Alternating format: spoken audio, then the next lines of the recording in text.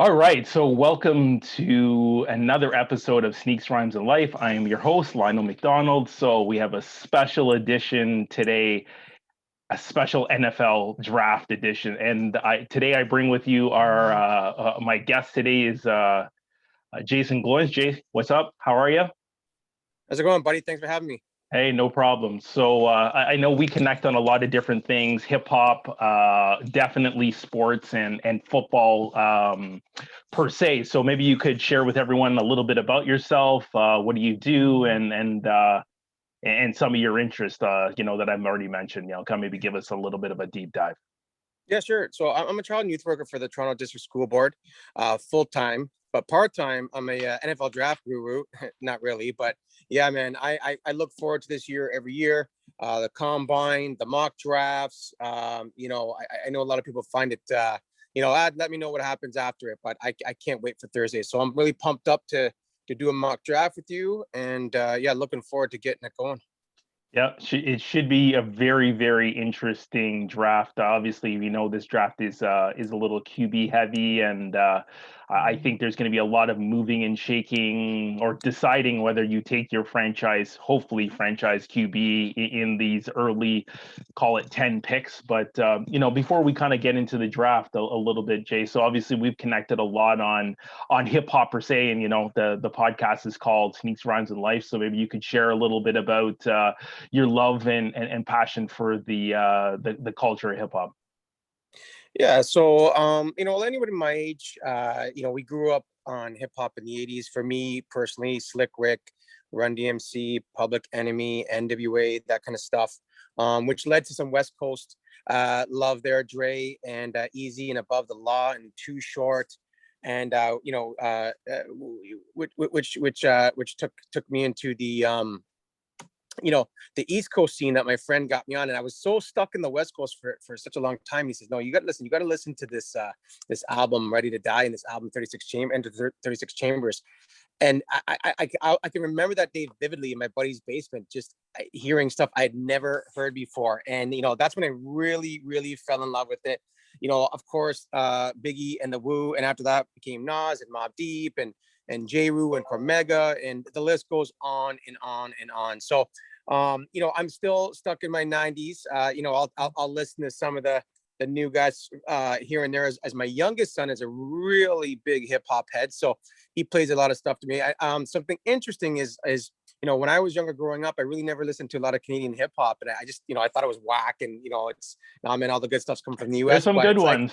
Yeah, man, like he listens about I would say about 30 to 40% of the stuff he listens to right now are from Canada. So it's really grown since I've come up, and yeah, man, it's my love for it still going strong. And as I said, I listen to my old school stuff, but I'm always listening to or listening for some of the new cats that are coming out, because they're very talented. I mean, listen, I'm glad that mumble rap stage is gone. I just could not do it.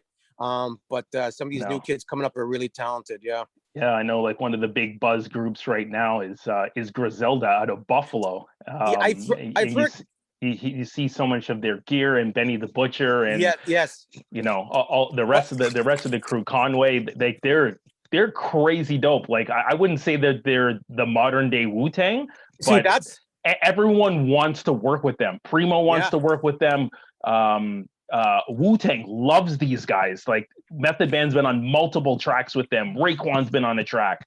So yeah, I've had many guys tell me, it's like, Jay, you got to check out Griselda. I mean, if you like the Wu, and so I gotta get to that at some point, because I've heard it from many different, and it's like he goes, that you'll like that stuff. That's the stuff you grew up on, and they are, I believe, they're older, if I'm not mistaken. They're not like in their teens or the early 20s. Right. They've done their time. They've only really been on the scene for like the last 5 years, but they're in their, I would say they're probably early to mid 30s, if not later than that. I don't know. I don't know for sure. I would have to look it up, but yeah. So yeah, they're one of the better ones that are out there. And obviously, you talk about Canadian artists. I still love some of those guys. Danny O has already been a guest on here. Maestro. Oh, wow. I'm still working on getting Maestro, and hopefully one of these days I can complete the quartet in having Chauclair Wow. Yeah. and Socrates, because I know them from like my days as a part-time at Scarborough Town Center. They would come in for Tuesday night movies, and Yeah. Listen, those are they some of do the well. guys that I did listen to. Yeah. And as I mentioned, my older son is friends with Slim De Niro, which Yep. is a young guy coming out of Durham here. He's been on Apple Music. He's making a name for himself. So we've talked to him, and hopefully we can get him on here too at some point. All right, that would be awesome. I'd love to get one of these new guys on and see what's going on, because if he's already on Apple and he's making a buzz, that's the Yeah, kind of person that I'm looking for. So, absolutely. anyways, let's get it cracking. So, All right. we're in a couple same fantasy leagues. So for the listeners, this is in the life segment of Sneaks, Rhymes, and Life. I am a monster football fan. Football is by far number one, despite I'm loving basketball and baseball, and we'll definitely be watching the NHL playoffs, and a huge UFC that we just saw on the weekend with some crazy injuries and other things that happen. But the name of the game today is football. I'm a Yep. Washington fan, so yes, I'm wearing Sean Taylor. I got my Reggie White on. I see you got your Reggie White on because you're a Packers fan. So let's go and let's get it cracking. So Jay, I guess we'll kind of lay it out for our listeners today, the format. So Yeah. I'm going to let you go with every pick first, and then I'm going to kind of come in with my pick. Okay, sounds good. Give you the floor here. So, I've changed my mock quite a few times over the last couple of weeks, but I think the first three for me will remain the same. But we'll start off with Jacksonville, and this has got to be the pick across the board. Trevor Lawrence, QB from Clemson. I think the Jets, albeit you never want to ask a team to mail it in or tank or whatever.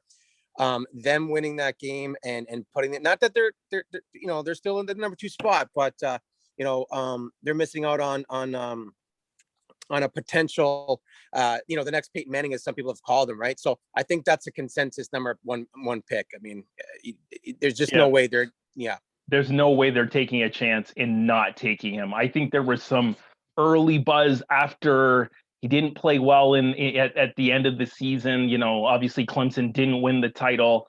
LSU had an incredible team, and we see how good Alabama has been consistently. So it didn't work out well for Trevor Lawrence, but he's the number one pick, hands down, and that's it. Like, there's no debating it. Let's just move on to pick number 2. Yep. And we've got the Jets, and obviously they traded Sam Darnold, so we know what position they're going to. The next week could be a little tricky, but I think the consensus, and I would agree, would be Zach Wilson from BYU. Get their quarterback of the future. They got the new coach in there, Robert Saleh, from the defensive coordinator from the 49ers. So he's looking to put a stamp on that team. And I got to tell you, I think the days of the Jets just being give me wins kind of thing are going to change. I mean, they've got some nice pieces there. Obviously they'll add to the O-line over the years to get him some weapons, but there's some nice stuff there right now. Yep. I would also share the same sentiments. Wilson seems like the guy, QB out of BYU, he's got the arm, he's got all the accolades as a QB. The Jets 100% after trading Darnold, there's no way they're walking away from the number 2 pick. Someone would have to give them like multiple first round picks for the next year. So again, I'd love to talk trade as you and I both do, but they're not budging off this pick. This is a lock. Yeah. And I'll let you go into pick number 3, but we know they're not trading the pick because they traded to get that pick, and that's 49ers. And let me just touch on the trades. There is guaranteed going to be some trades in the first round. I'm sure a team's going to trade up to try and get a QB, but for the sake of this mock, for me anyways, I've just stuck with the straight picks, no trades. And that brings us to the 49ers, who also moved up. So, for a reason. I never believed in Garoppolo. I never thought he was going to be the long-term answer there, and now neither do they. I have them going with, and this one could go back and forth, and I have gone back and forth on it, but obviously we're going to go with another QB here, Trey Lance from North Dakota. So, you and I have talked about this already, and I flip-flop back and forth. I think they They said they would be good with any of the five QBs at three. Yeah, I That's saw what I that heard. today. Now Yeah, we know that the Jets are definitely thinking Wilson, and 100% the Jaguars are thinking Lawrence. I do not see, barring there's some mystery injury or some character flaw that they hear and he drops like a rock. So you definitely you have Mac Jones. I kind of had slated here. I've kind of changed my mind in the last 2 or 3 yeah, days. Just hearing a lot about what they want to do. Fields is someone that I thought about, and I think they're going to go Trey Lance as well. I think that's the guy based on the wild yeah, card and the talent and the offense that he's going to be in. I think they're going Trey Lance as well. So and kind of come around on that. yeah. So I think we're on the same page here now. I think for the first three, I think we were already off the rails together after the first two, but we're looking pretty good so far. So far, I so think it good. could go off the. Here is where we could differ. I'm sticking with my original mock. I just, to me, how can you? Well, let's say Atlanta's at 4. How can you pass on a potential stud like Justin Fields out of Ohio when Ryan is up there? You just don't know how many more years he's got left. Julio's gonna, he's probably got a couple good seasons left in him. So they got Ridley there and a couple other young guys. So I got to go with Justin Fields here because you pass on him, and you could have an Aaron Rodgers San Francisco, fiasco on your hands, where he slid to 22 that year, and Yep. the rest is history. So my pick is definitely Justin Fields, quarterback. So very interesting. Again, I know we do not agree on this pick whatsoever, and I'm not budging. They need a playmaker. I definitely have now heard 100% that they're getting calls about Julio. I don't think Julio goes anywhere, but I think they definitely think that Matt Ryan could bridge this for another 2 years. And I think they have a better chance to kind of circle the wagons and turn things around if they get another playmaker that can make a difference. The big problem that they had last year on their offense was way too many injuries, among other things. So Kyle Pitts out of Florida, the number one tight end, arguably the number one playmaker in this draft. He's got all the credentials. He's got the vertical. He's got the ability to block. I think that might be his weakness, but I think he's not coming in to block. He's no, he's coming in there to catch 85, 90 balls like you see with Travis Kelce. So I think that's going to be his the big thing that we see out of that number 4 pick. Okay.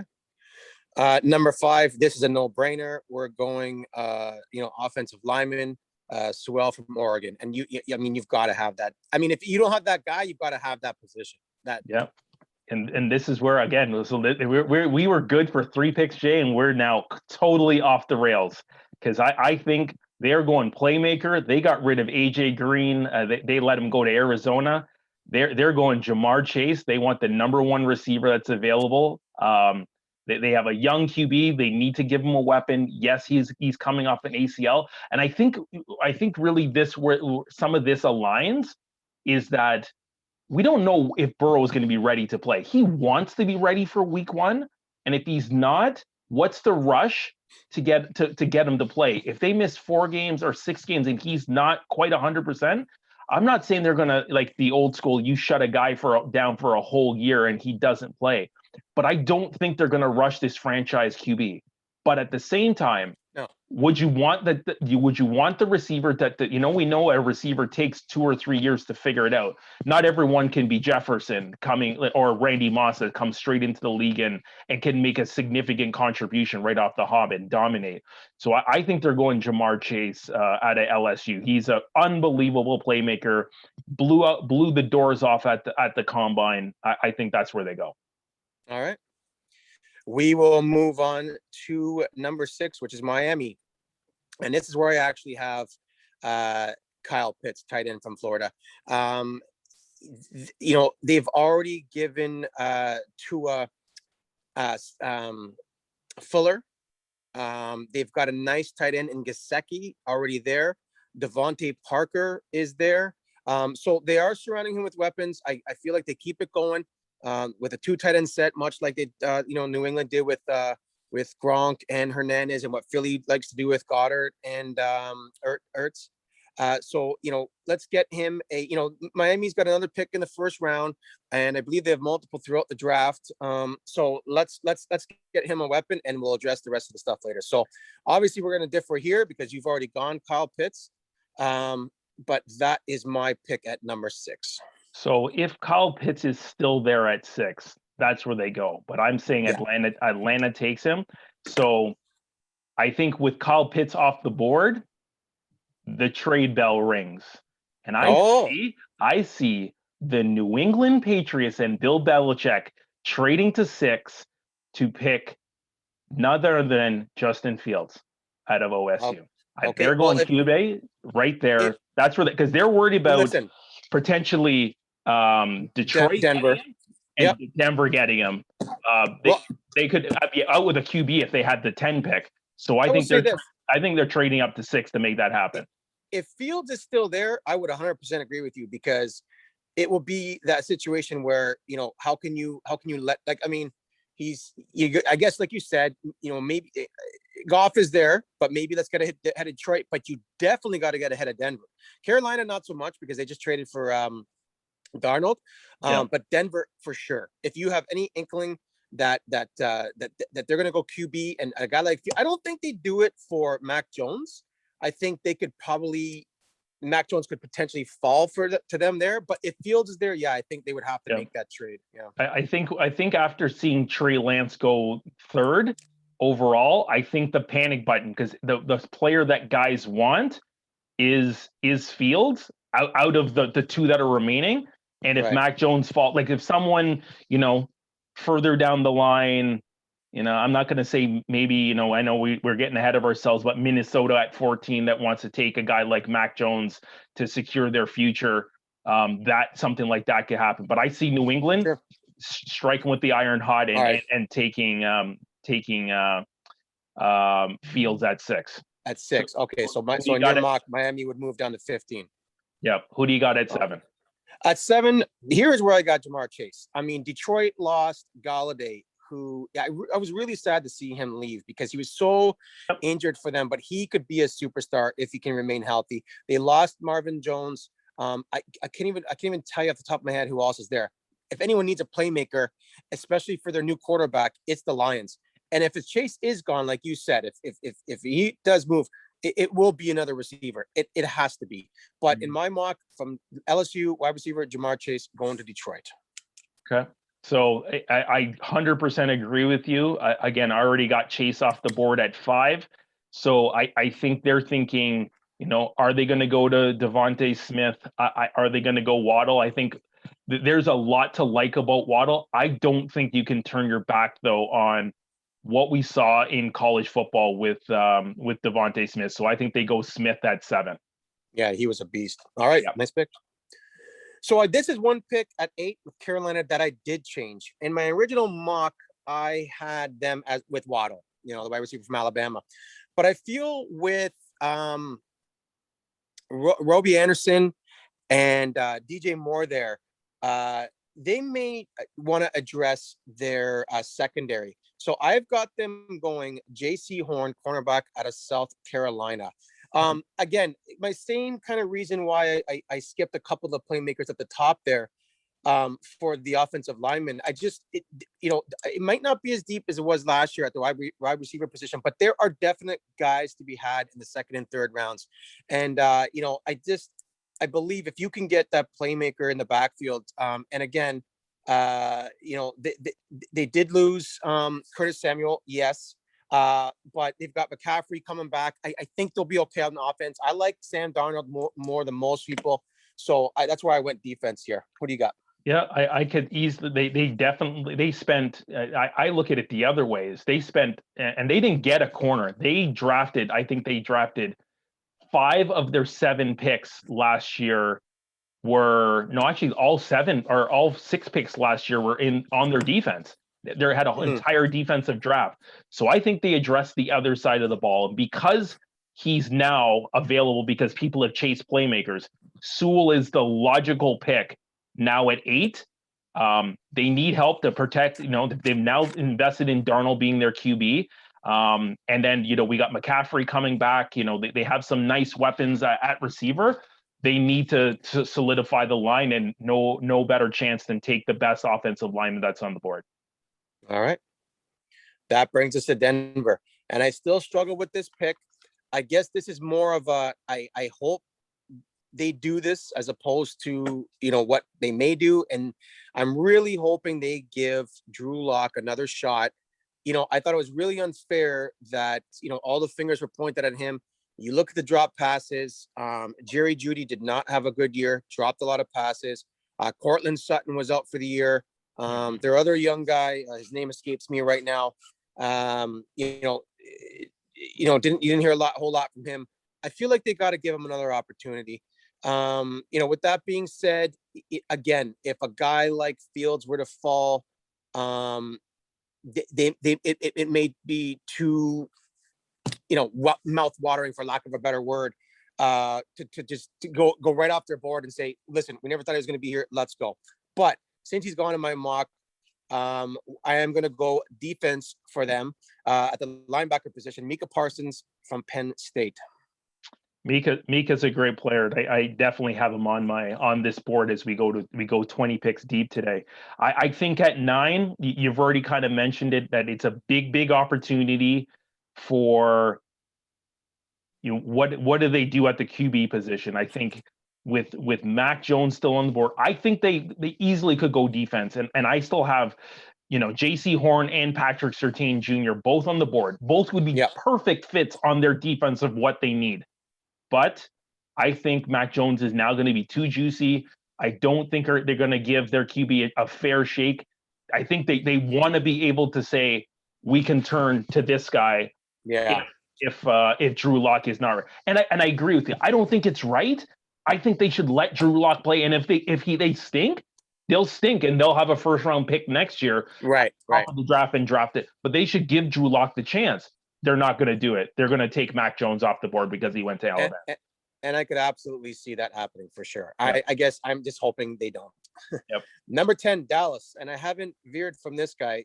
I think they need, to me, Dallas, they're a really interesting team. They're loaded at receiver. They've got the running backs and Tony Pollard and Zeke. Their O-line when healthy is one of the best in the league. Their secondary needs some help. And you've already mentioned them, Patrick Surtain, QB from Alabama, going at the 10 spot to Dallas. Yeah, I totally agree. You got the position nailed. And just the way my draft is fallen. So it's a toss up right now between Patrick Surtain Jr. and J.C. Horn. I got J.C. Horn penciled here. It easily could be Surtain. When one of these guys will end up in a few other picks later on, depending on how the rest of the draft shakes out. So, all right, sounds good.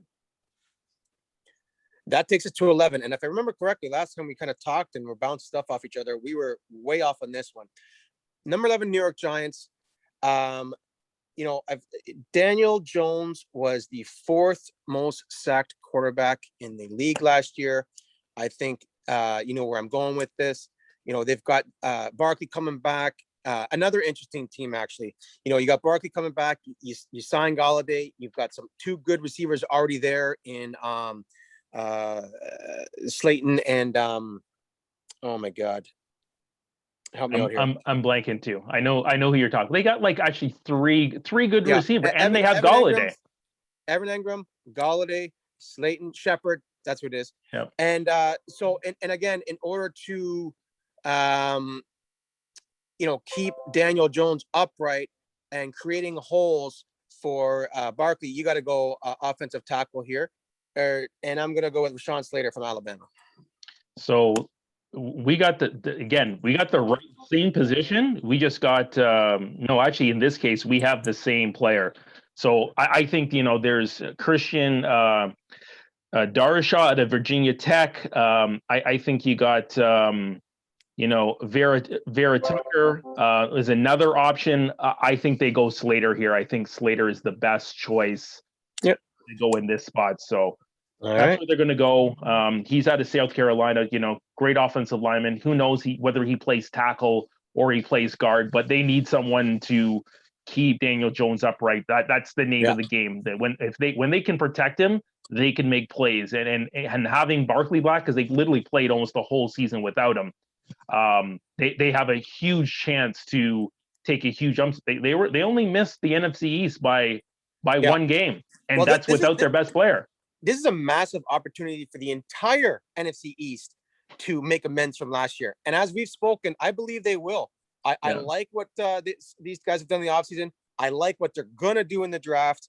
I don't think they're going to be a joke like they were this year. It'll be a very fun and exciting division to watch. I know you're pretty pumped, right? I am, definitely. So that brings us to an NFC East team with Philly at 12. And I've stayed away from the playmakers. I think I've gone, cornerback 8, 9, and 10, and then offensive tackle 11. But Philly, who lost to Sean Jackson, they want to give weapons to Jalen Hurts. And this is where I'm going. Devontae Smith, wide receiver from Alabama here. I think with their other young stud Rieger there, man, that could form a sick duo for years to come. So that would be an exciting receiving core to watch. They've already got Ertz there. I mean, there's been, I've heard the trade rumors, but he's still there. You got Goddard. Now you've got every weapon for Hurts. There's no excuse. Really like the back they've got there.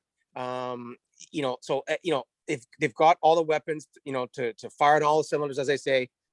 So let's see what we can do here. The defense wasn't too bad last year. They probably have to address it at some point in the draft, but that's my pick at number 12.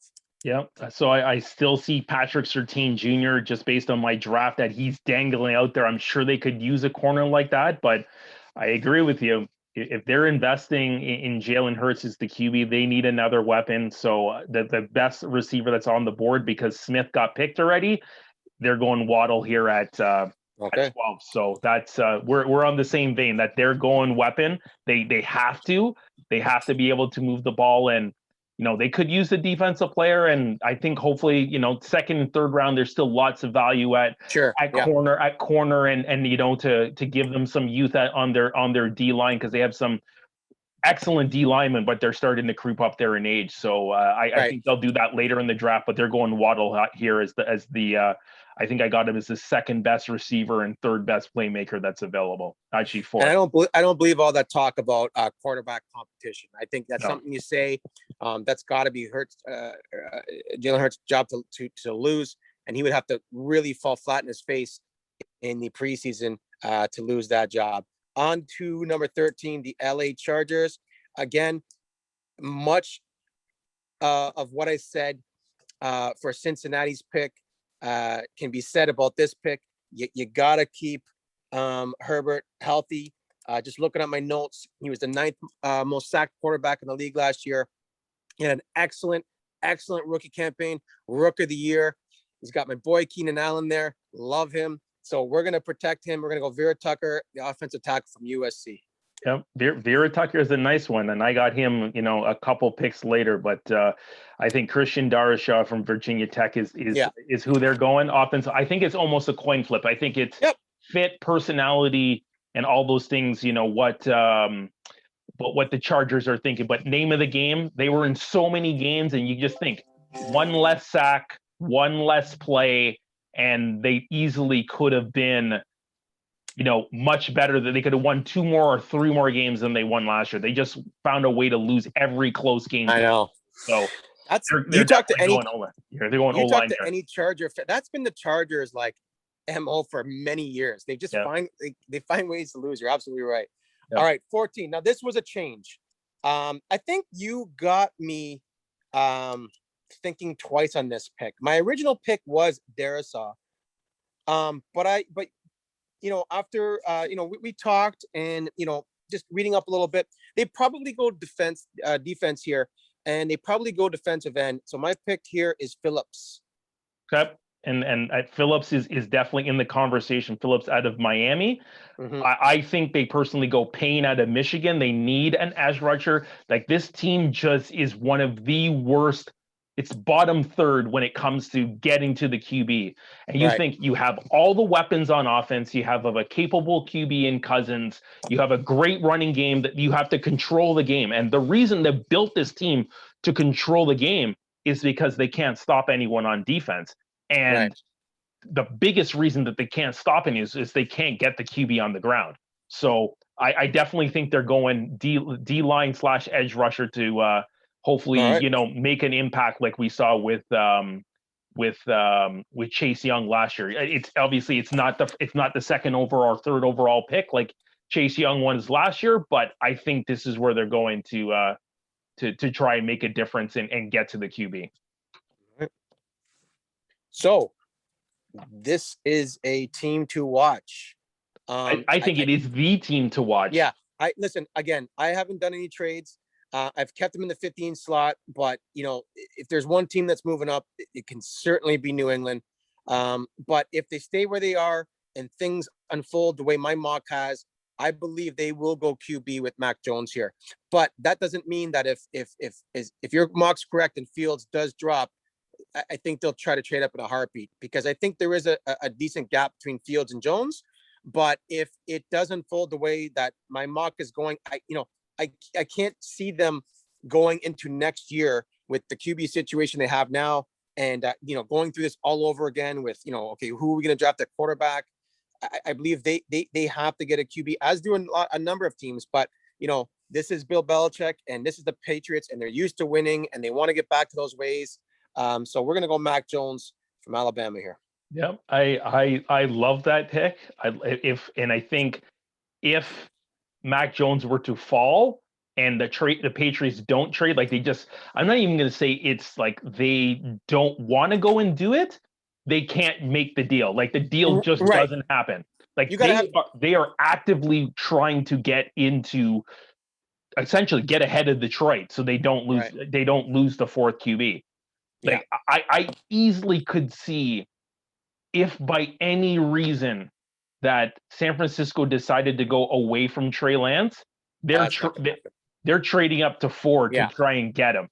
Like but you have Miami in the slot though now. I have because of my New England trade, which is the trade that I'm saying. This is the one trade. So Miami has a pretty solid offense right now. I think, yes, they could consider protecting Tua. But I'm going to go that they're going to go to the other side of the ball. And the guy that's fallen a couple spots, which I didn't intend initially in my original, is Patrick Surtain Jr. is available. Wow. That's a big drop. Yeah. They could lock up their corner situation. They already have an excellent secondary, and adding a guy that has that much value, if Miami ends up in this 15th slot, there's no way they're letting Patrick Surtain Jr. pass. Okay. Number 16. Brings us to 16, Arizona. So, they've done a lot on offense to help Murray out there. They brought in Green. Now, listen, he's not the Green of old, but he's there with Fitz. You've got Hopkins, a couple other younger guys. They brought in James Conner from Pittsburgh to share the backfield with Edmonds there. So offensively, if he can't get it done with that, as I said, with the a couple of the other QBs there, I don't know what to tell you. I am not a Tua believer. I believe he's going to be a bust when it's all said and done. I do not like left-handed quarterbacks. That's just me though. Who knows? But we are going to go on the defensive side of the ball here. Zaven Collins from, he's the linebacker. Oh my God, I don't have it where he, but I think I got him written down too. Yeah, he's solid. So I have Fairley there as well, because they could use help at cornerback. But we're gonna go with Collins, linebacker, Arizona. Okay, so I easily could see that happen. They definitely need help at linebacker. But I think now that we're talking about, you kind of like set it up and you just didn't pick that position that I thought you were going to. They have the weapons on offense. They brought in Connor. I see where you're going. Yeah. They brought in AJ Green. Now he's the third receiver. They still have Hopkins. Obviously, their franchise QB is Murray. They're going via Tucker. That's who's available. if he's on the board at 16, they have to take him as their offensive lineman and lock their offensive line. There's Yeah, another option that I hope falls to 19 to address my team, but I think they're going to go Vera Tucker here. If he falls that far, sure. You know, Murray, from what I remember, I mean, he escapes quite a bit. I didn't see a ton of sacks. I don't see him in my top 10 at least. But absolutely, that could be a position of need for them. And when we start to get a little bit lower, you know, a lot of teams can go a lot of different places, especially if you've got the BPA attitude, best player available attitude, and a guy like that falls. Sure. Same thing with the your pick with Surtain. I mean, if he's there, and you know, I mean, he would be a need for a lot of teams, but if he's not, you know, how do you pass up a potential stud like that? Yep. So yeah, I could definitely see that. So number 17, Vegas. So I think I've got, where is he here? I've got them. I kept my pick the same, I want to say, as I did my last mock, but I believe that they are definitely going to go on the offensive line. And I've got Alex Leatherhead, and I believe that was my pick the last time we spoke, offensive tackle from Alabama. Mm-hmm. So that is an interesting one.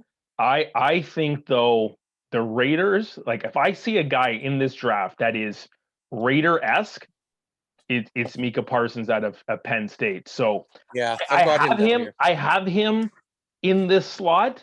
I think if they were at all threatened that they thought maybe someone else is switching or thinking about linebacker, I think they're one of the teams that could get bluffed into overpaying and taking someone. No kidding.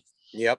You know, there's no guy in this draft, as we know that the Raiders love. There's no one in this draft that runs 4.2. So right. That means there's no receiver, there's no corner that runs 4.2, because if there was, that's who the Raiders are picking. In this case, they love a tough nose linebacker who makes plays all over the field. If he screws Raiders, like I think he is, as like however the draft ends, Trevor Lawrence is going to be on the Jacksonville Jaguars, and mark my words that Micah Parsons is going to be on the Raiders come hell or high water. Listen, is that narrative though still there with Mayock? You know, then you know. I don't know.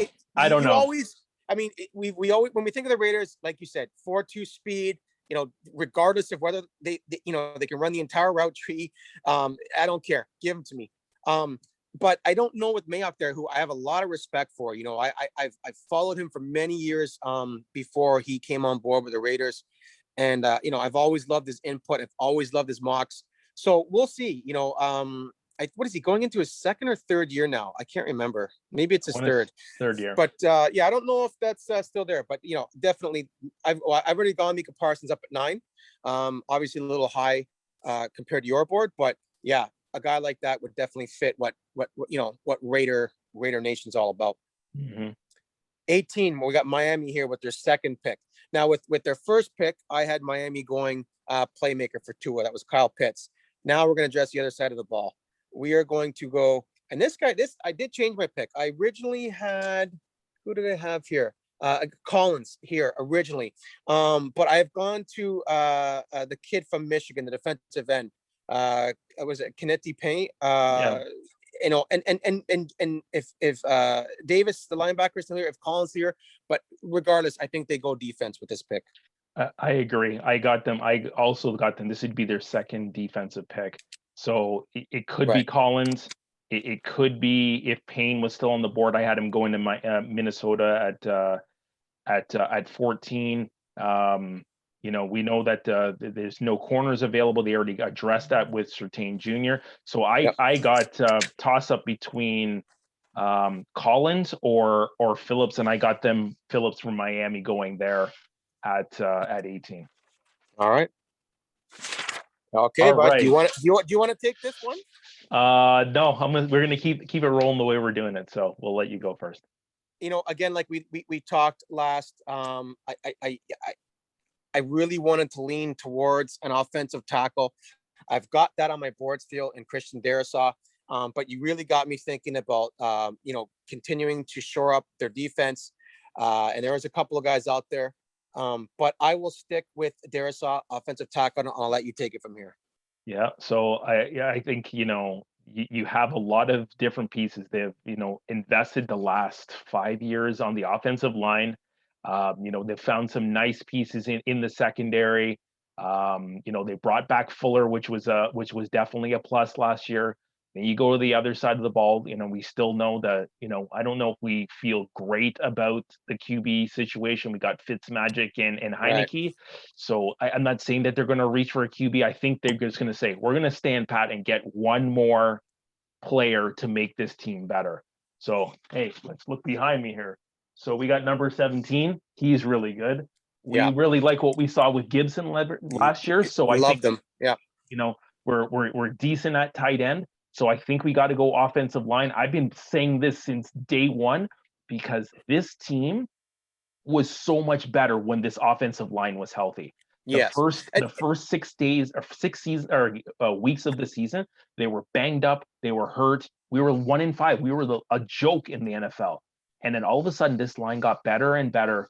We call it the epitome of, or the climax of the season is when you saw how good this line could be. Thanksgiving against Dallas, no one gave us a chance in that game. right. And when that line blocked the living daylights out of Dallas's defensive line, and Gibson looked like he was the second coming of, Yeah. of John Riggins or Tony Dorsett. That's why I think Jenkins is the guy out of Oklahoma State. He looks like a hog. He looks like Yeah. like he's a second generation hog. So I think that's where they go with an offensive line. And I've discussed with you before. I really like Washington's future. I love the Curtis Samuel pickup. I think Carolina's really going to miss him. They didn't use him enough. They didn't get the ball in his hands enough. You mark my words, that guy's going to be a stud next year. What concerns me is they could be good enough to miss out on a quarterback next year. So where do they get that quarterback? And I know we've touched on Deshaun Watson, and I'll just say really quickly, if everything turns out to be true and he did those things, absolutely, you'll never see him play another down in the NFL again. But if he, if it comes out that they were fabricated and the people are recanting and charges are dropped and he's back in there, Washington has to do everything they could possibly do to get Watson in that uniform, because there really isn't a whole lot of guys out there. I know Teddy Bridgewater has been given permission by the Panthers to seek a trade. I mean, does that trade happen after the draft? Depending on where guys fall. But I like everything they've got. Fitzmagic, sure, he'll be fine there. He'll give them a good, a shot to win that division. But he's not the long-term solution here. And if you do win your division, and you're later in the draft, yes, a lot of teams may not need QBs going into next year's draft because a lot of them have been taken the last 2-3 years or so. But you may play yourself out of a chance to get a QB for the future. Who's out there right now? You know what I mean? But I love what they're doing. You got to be excited as a Washington fan for sure. 100%. I think this team has a ton of talent. Between McLaurin, we have an All-Pro in Sheriff.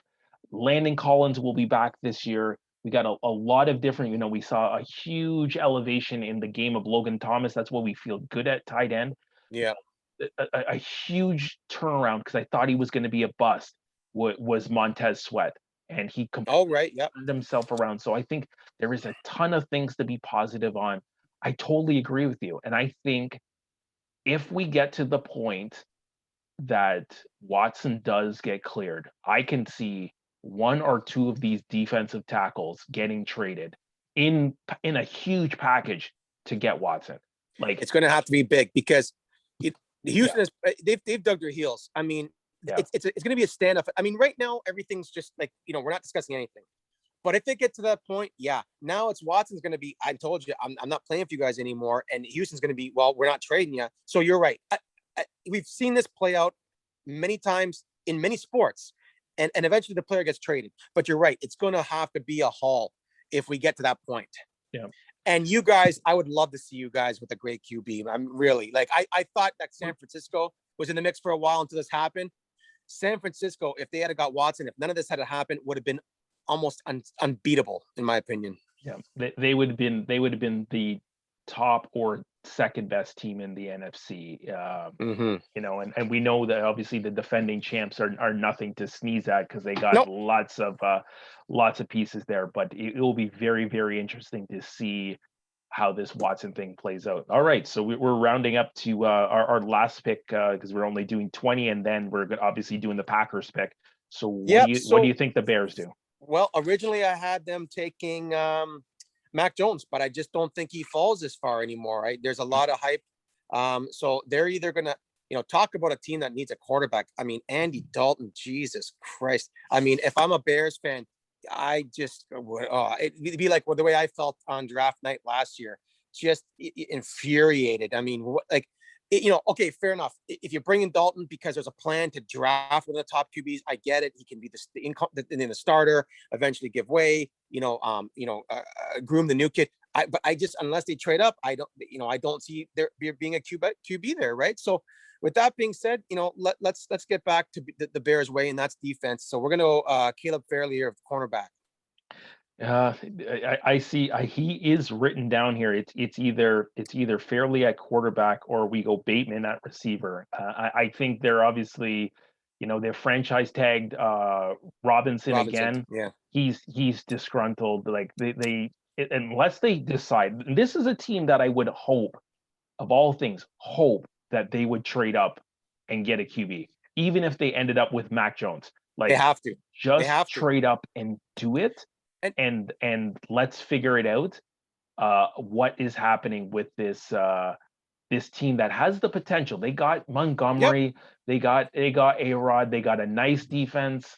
Um, they have some opportunity, but we just got to see them make a move. But I just don't know if they're going to move fast enough right. to make a deal. So I think they're going to end up with Bateman as a receiver, or they're going to end up with Farley. Let's just say for our, agreeing, we're going to go Farley at QB. All right, sounds good. And let me just say, Allen Robinson had the opportunity to sign with the Packers when he left Jacksonville, and he chose the Bears. So how you doing now? I love A-Rob, I really do. Yeah. So that's our top 20. And as we talked about, I'll just touch on the Packers for a second. Let me just go back to last year. I am your typical, no, not typical, actually. I'm not your typical fan. I've got guys who I want the Packers to draft. I've got positions or players or whatever, but I never, ever get upset with their picks. I want to give the kid a chance. I want to see what he can do. I'm not going to label him a bust or a stud after the first year. Too many guys get up in arms until last year. And, I would have been one of those guys if you had been filming me that was, throwing the television at the chair at the television and flipping out and, dumping tables. I was so mad because it was twofold, because one, I was like, okay, they got to trade up here. They got to trade up here. And they did. And I wanted them to trade up for Patrick Queen because we couldn't stop the run. We had a better season last year, but we just could not stop the run. North, south, not so bad. When they got outside, and went east and west, we were just, you saw what the 49ers did to them in the NFC Championship game in 2019. And to me, I thought that was a no-brainer. We don't need offense. Offensively, they're good. I believe they're, at minimum in the top 10 in offense with Rodgers and everything they got there. So we got to go defense. They trade up Jordan Love. I couldn't believe it. Are you telling me that Rodgers only has 2 years left? And what does this guy go and do? He wins another MVP. And it's just like, I was so pissed. And again, I'm not, usually that person. And you know what? It's no knock on Love. He can go out and he could have a great career and be a great quarterback. It was the position at the time. Our window was still open. We had an excellent chance at going to the Super Bowl last year. With that pick, you would have thought that, they're starting over again. Like, oh, the window's closed. We're moving on from Rodgers. Time to, are you kidding me? We've been competing for the last 2 or 3 years. We were in the NFC Championship last year, the year before that. So, but again, to make it worse, it's like, okay, well, let's see what they do with the second round pick. And again, God love him. I love AJ Dillon, but you do not draft a running back when you've already got Aaron Jones and Jamal Williams there in the second round. That was, it was the worst draft I have ever watched. Major reach. Big time. So they, long story short, they've got to go defense here. I've got the cornerback from Northwestern, Greg Newsome. I've also got, if he falls, Zaven Collins, the linebacker, to get some of those beast running backs that we're going to have to face, like Montgomery and Dalvin Cook and Swift, who really looked good towards the end of the season there. They got to help with the secondary there. Kevin King, they brought him back. God love him. He got torched in the NFC Championship game. He's not what we thought he would going to be. He's still young. So we'll see. But they've definitely got to help on the defensive side of the ball. I mean, I've said for years, man, you give that team a Bears-like defense or a Ravens or a Steelers-like defense in their head with that offense, and Devontae can do it by himself. We've seen that. Devontae Funchess is coming back. Tanyan's turning out to be a playmaker. Marvez Valdez-Scantling, mark my words, if that kid can, work on his hands, he's a stud. So that's all there. And they've got the running back. That's all there. I mean, if they go offense, other than a lineman, within the first 2 or 3 rounds, I'm not going to be happy. We got to go defense. And I agree with you. It's so easy. And I think you got me to really think about it when we kind of talked about this prior. I was like, they need that number 2 receiver. They don't. Like, yep. Adams is the number 1 and the number 2 receiver on that team.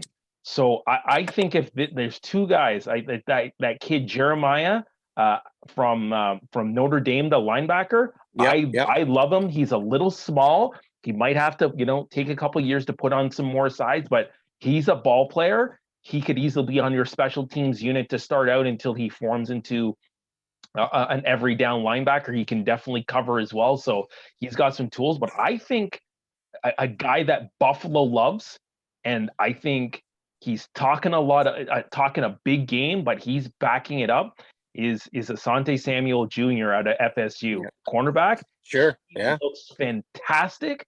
Yeah. I think he ends up wearing the green and yellow and white. I'd be okay with that. Absolutely. Yeah. So I just want to, as we wrap up, and look at the draft overall, you've seen some moves already. We saw a nice offensive lineman acquisition. I think it was Collins that went to the Chiefs. So I think Orlando Brown. Orlando Brown, excuse me. I believe you're right. You're right. Yeah. You're right. It's Orlando Brown. So I think it's really, really interesting to look at this draft. And I think go back to drafts when we started our fantasy league like 16 years ago. Mm-hmm. Where are the running backs? So I know the running back that everyone keeps talking about that has any first round potential is Travis Etienne. And there's a couple other guys that are out there. Yeah. But who do you see as the running back that is there a running back that gets picked in the first round? I think maybe one. I think you could see Etienne or Harris from Alabama. But listen, the days of the 300 carry bell cows are over, right? They're sharing the load now. The emphasis on running back isn't what it used to be. They've got the shortest shelf life in out of all positions. And I believe it could be wrong. I could be different now, but I believe it's about 5 years for running backs. About 5. I don't think you can find these guys. Listen, you got an offensive line. You got a good back. Maybe doesn't have he's not a burner. Maybe he's not as shifty as you would like him to be, but you got a good O-line. You create holes.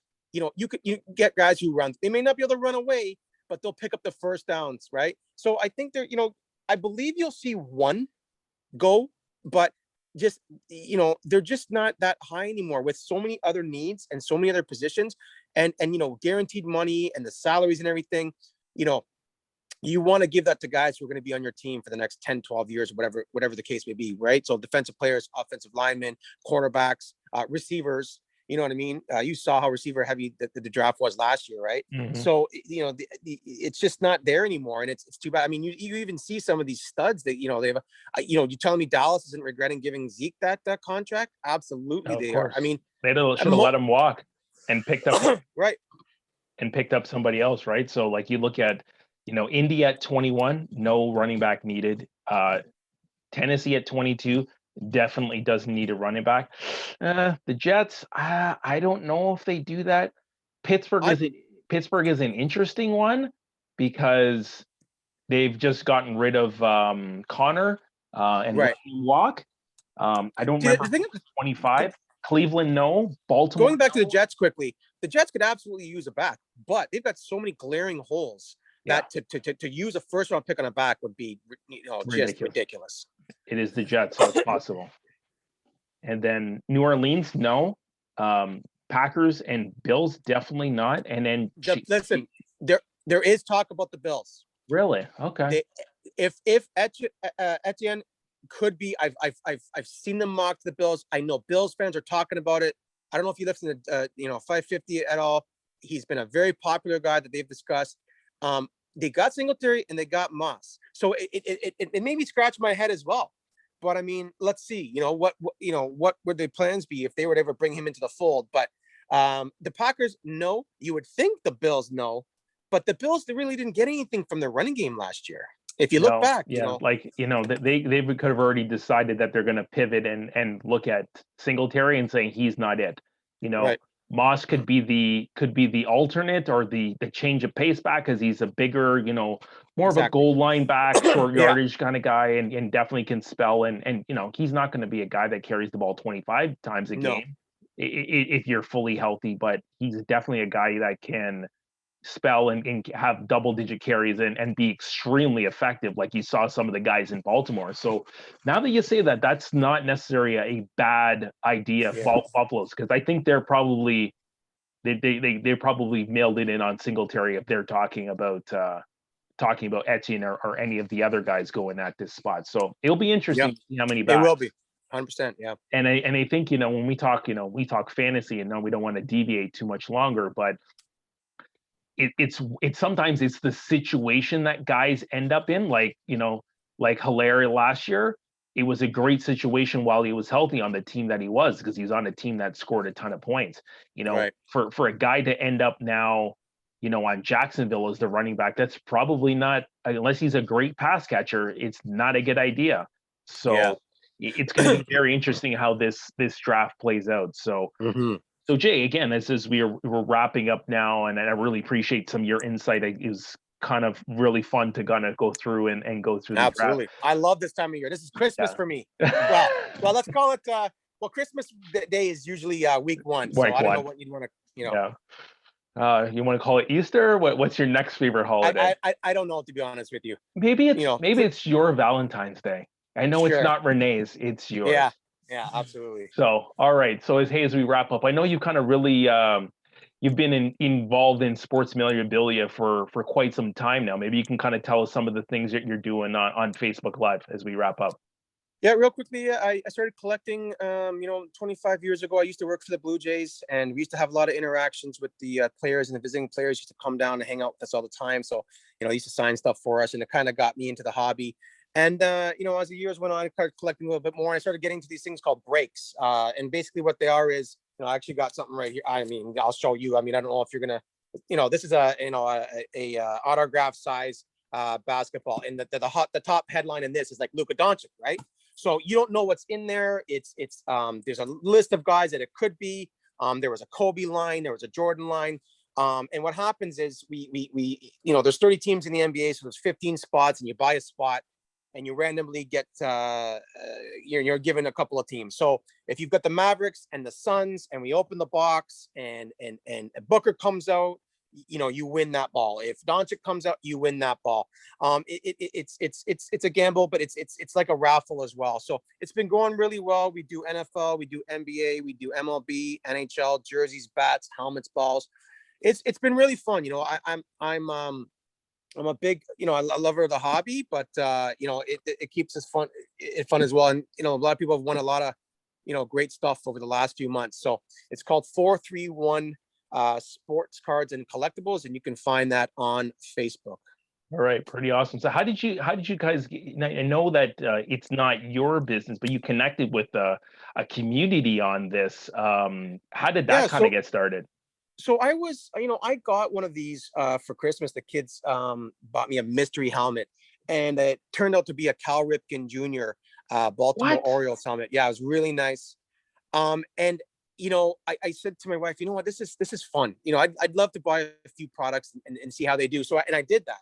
And I was in a group where some guys from Winnipeg saw and said, listen, we've got a really big group out here. We're mainly cards right now, but we want a memorabilia guy, and we love what you're doing. And at the time, I want to say there was 300 members. And this was, I want to say, 2 months ago. Since I've joined, and I mean, it's not just me, it's been a lot of hard work with the other guys out there. We have almost 1,000 members. It's going well. I mean, we're all making a little bit of money, of course, but it's not something that, we're quitting our jobs over or, living off of. It's fun. We enjoy it. Yeah, so it originated in the Winnipeg, hence the 431 area code. But now we've got guys coast to coast in this. I've got guys from New Brunswick all the way to Vancouver who are getting into these breaks. And yeah, it's been fun. It's been exciting. And, hopefully we can keep it going.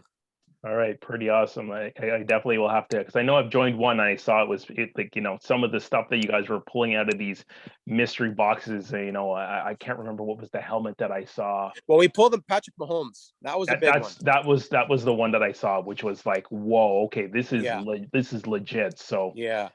Pretty awesome. So, congratulations on your success on this, and enjoy the draft this week. It'll be a lot of fun. I think we'll definitely have to chat again on the side.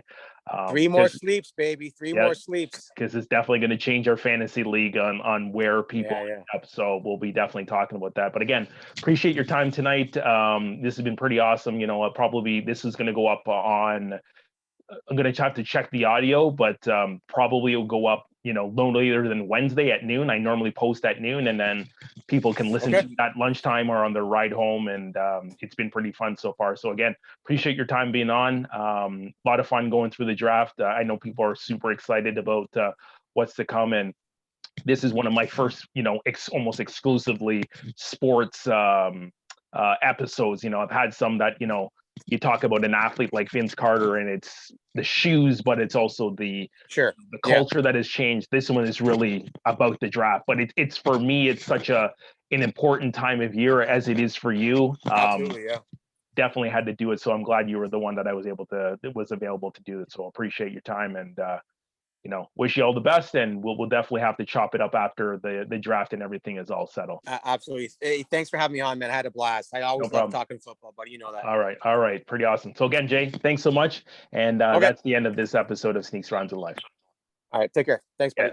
Later.